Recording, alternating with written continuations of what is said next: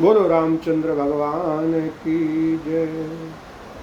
अट्टहास करि गरजा कपि बड़े लाग आकाश लखन सिया राम जय जय राम। शांतं शाश्वतं प्रमेयमन घनं निर्वाण शांति प्रदम ब्रह्मा शंभु फणीन्द्र सेव्य मनीषं वेदांत वेदं विभुम रामाख्यं जगदीश्वरं सुरगुरुं माया मनुष्यं हरिं वंदे अहम करुणाकरं रघुवरं भूचाल चूड़ामणिं। शांत सनातन अप्रमेय अर्थात प्रमाणों से परे निष्पाप मोक्ष रूप परम शांति देने वाले ब्रह्मा शंभु और शेष जी से निरंतर सेवित वेदांत के द्वारा जानने योग्य सर्वव्यापक देवताओं में सबसे बड़े माया से मनुष्य रूप में दिखने वाले समस्त पापों को हरने वाले करुणा की खान रघुकुल में श्रेष्ठ तथा राजाओं के श्रोमणी राम कहलाने वाले जगदीश्वर की मैं वंदना करता हूँ। नान्यास प्रहार रघुपते हृदय अस्मिदिये सत्यं वदामि च भवान् खिलान्तरात्मा भक्तिं प्रियच्च रघुपुंगवं निर्भरां मे कामादि दोष रहितं कुरु मानसं च। हे रघुनाथ जी, मैं सत्य कहता हूँ और फिर आप सबके अंतरात्मा ही हैं, सब जानते ही हैं कि मेरे हृदय में दूसरी कोई इच्छा नहीं है। हे रघुकुल श्रेष्ठ, मुझे अपनी निर्भरा पूर्ण भक्ति दीजिए और मेरे मन को काम आदि दोषों से रहित कीजिए। अतुलित बल धामम हेम शैलाभदेहम धनुजवन कृशानुम गानिनाम ग्रण्यम सकल गुण निधानम वानरानाम धीशम रघुपति प्रिय भक्तम वातु जातम नमामि। अतुल बल के धाम सोने के पर्वत अर्थात सुमेरु के समान कांति युक्त शरीर वाले दैत्य रूपी वन को ध्वंस करने के लिए अग्नि रूप ज्ञानियों में अग्रगण्य संपूर्ण गुणों के निधान वानरों के स्वामी श्री रघुनाथ जी के प्रिय भक्त पवन पुत्र श्री हनुमान जी को मैं प्रणाम करता हूँ। जामवंत के वचन सुहाए सुनि हनुमंत हृदय अति भाए तब लगी मोहि पारी खेहु तुम भाई सही दुख कंद मूल फल खाई। जामवान के सुंदर वचन सुनकर हनुमान जी के हृदय को बहुत ही भाए। वे बोले, हे भाई, तुम लोग दुख सहकर कंद मूल फल खाकर तब तक मेरी राह देखना। जब लगी आव सीता ही देखी हो इही काज मोहि हरस विशेषी यह कही नाई सबन कहूँ माथा चले ओ हरिस ही धारी रघुनाथा। जब तक मैं सीता जी को देखकर लौट न आऊं काम अवश्य होगा, क्योंकि मुझे बहुत ही हर्ष हो रहा है।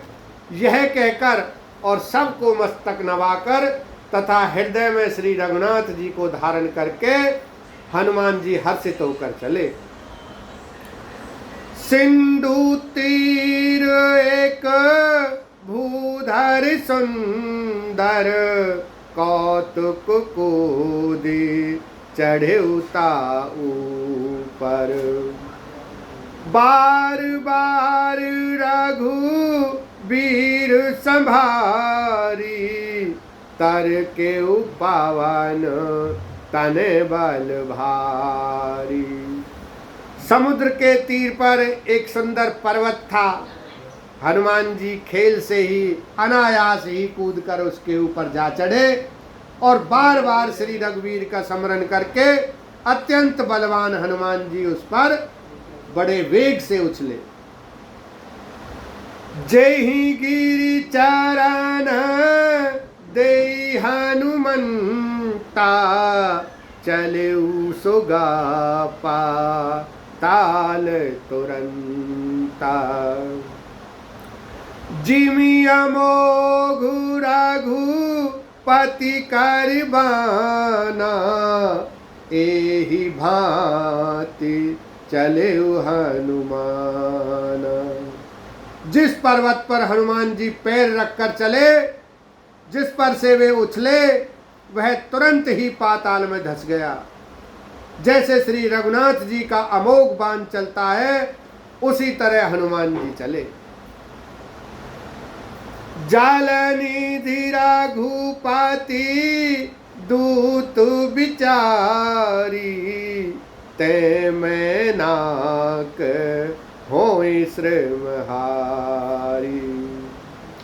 समुद्र ने उन्हें श्री रघुनाथ जी का दूत समझकर मैनाक पर्वत से कहा कि हे मैनाक, तू इनकी थकावट दूर करने वाला हो, अर्थात अपने ऊपर इन्हें विश्राम दे। हनुमान ते ही परसा कर पुनि कीन प्रणाम। राम काज कीने बिनु मोई कहाँ विश्राम। लखन सिया राम जय जय राम। मंगल भवन अमंगल हारी द्रवहु सुदशरथ अजिर बिहारी। हनुमान जी ने उसे हाथ से छू दिया, फिर प्रणाम करके कहा, भाई श्री रामचंद्र जी का काम किए बिना मुझे विश्राम कहाँ है। जाते पवन सोते देवन देखा। जाने कहूँ बल बोधि विशेषा। सुरसा नाम अहिन के माता। पठ इन आए कहीं ते ही बाता।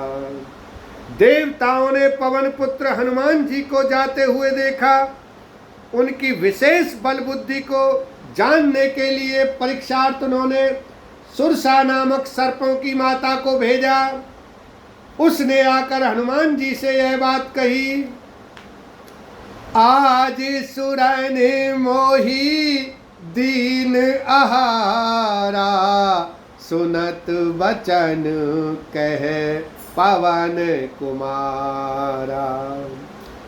राम काजु करी फिर में आवो। सीता कई सुधि प्रभु ही सुनावो। आज देवताओं ने मुझे भोजन दिया है। यह वचन सुनकर पवन कुमार हनुमान जी ने कहा, श्री राम जी का कार्य करके मैं लौट आऊं और सीता जी की खबर प्रभु को सुना दूं। तावो तावो बारन पैठी हूँ आई। सत्य कहूँ मोही जान दे माई। कब ने हु जतन दे नहीं जाना। ग्रससी न मोही कहे हनुमान। तब मैं जाकर तुम्हारे मुंह में घुस जाऊंगा, तुम मुझे खा लेना। हे माता, मैं सत्य कहता हूँ, अभी मुझे जाने दे। जब किसी भी उपाय से उसने जाने नहीं दिया, तब हनुमान जी ने कहा तो फिर मुझे खा न ले। जो जान भारी ते ही बदन पसारा, कपितनु कीन दुगन विस्तारा। सोरे जो जन मुख ते ही ठयऊ, तुरत पवन सुत 32 भयऊ। उसने योजन भर अर्थात 4 कोस में मुंह फैलाया। तब हनुमान जी ने अपने शरीर को उससे दूना बढ़ा लिया। उसने 16 योजन का मुख किया। हनुमान जी तुरंत ही 32 योजन के हो गए। जस जस सुर सा बदन बढ़ावा, तासु दोनों कपि रूप दिखावा। सत्य जो जन तेहि आनन कीना, अति लघु रूप पवन सुत लीना। जैसे जैसे सुरसा मुख का विस्तार बढ़ाती थी, हनुमान जी उससे दूना रूप दिखलाते थे। उसने 100 योजन अर्थात 400 कोस का मुख किया। तब हनुमान जी ने बहुत ही छोटा रूप धारण कर लिया। बदन पठाई बदन पैठी पुनि बाहिर आवा, मागा बेदा ताहि सिरुनावा। मोहि सुरन जेहि लाग पठावा, बुद्धि बल माराम तोर में पावा। और वे उसके मुख में घुसकर तुरंत फिर बाहर निकल आए और उसे सिर नवाकर विदा मांगने लगे। उसने कहा, मैंने तुम्हारे बुद्धि बल का भेद पा लिया, जिसके लिए देवताओं ने मुझे भेजा था। राम काज सभी करी हूँ, तुम बल बुद्धि निधान। आशीष दे गई सो हर्ष चले हनुमान, लखन सिया राम जय जय राम। मंगल भवन अमंगल हारी, द्रवहु सुदशरथ अजिर बिहारी। तुम श्री रामचंद्र जी का सब कार्य करोगे, क्योंकि तुम बल बुद्धि के भंडार हो। यह आशीर्वाद देकर वह चली गई। तब हनुमान जी हर्षित होकर चले। निशिचारी एक सिंधु में हूँ रही, करी माया नभो के खग गई।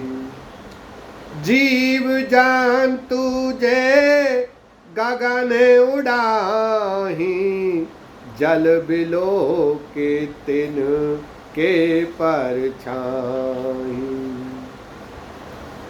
समुद्र में एक राक्षसी रहती थी। वह माया करके आकाश में उड़ते हुए पक्षियों को पकड़ लेती थी। आकाश में जो जीव जंतु उड़ा करते थे, वह जल में उनकी परछाई देखकर उस परछाई को पकड़ लेती थी। बोलो रामचंद्र भगवान की जय।